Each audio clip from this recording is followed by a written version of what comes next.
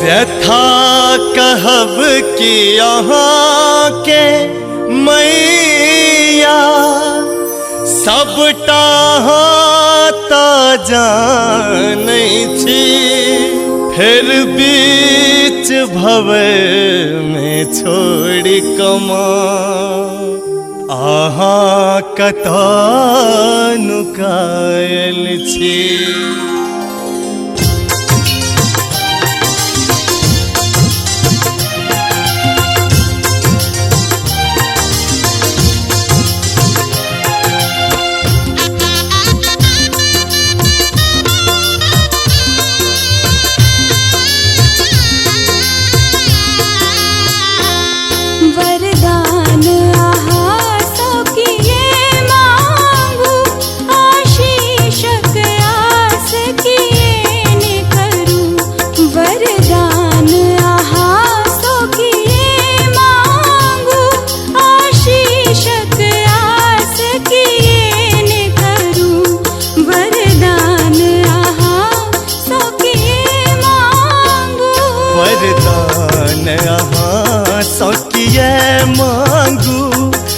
आशीषक आस किए न करूं, वरदान अहाँ सो किए मांगू।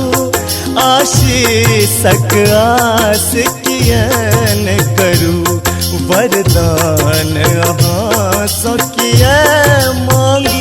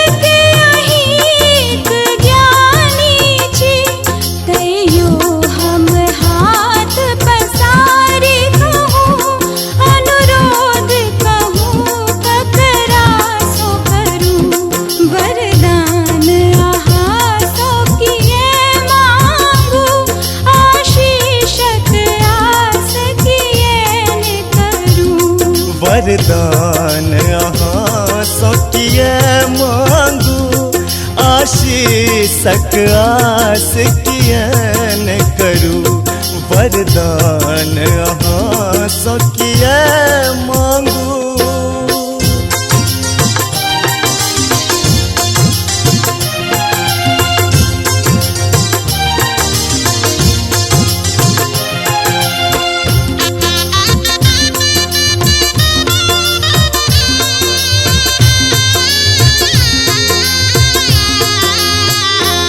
कतबो यदि पूत कपूत हुए, परमात कुमात कतौ न सुनी।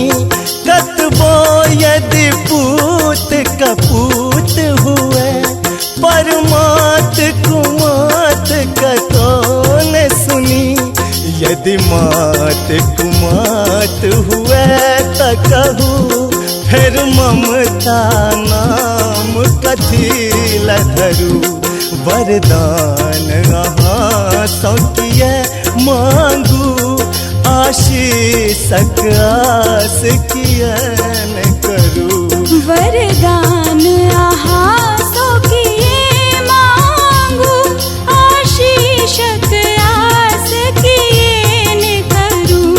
वरदान अहाँ सो किए मांगू।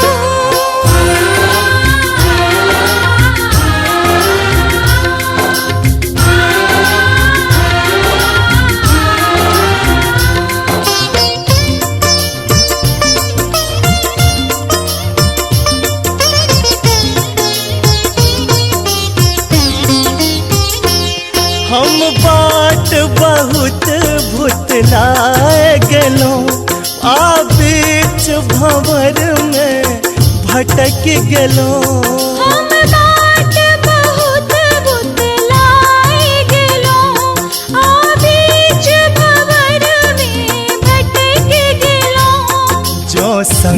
संकट काल में नहीं सुनबै तो विनय कहू ककरा सो करू। जो संकट काल में नहीं सुनबै तो विनय कहू ककरा सो करू। वरदान अहाँ सो किए मांगू आशीषक आस किए न करू।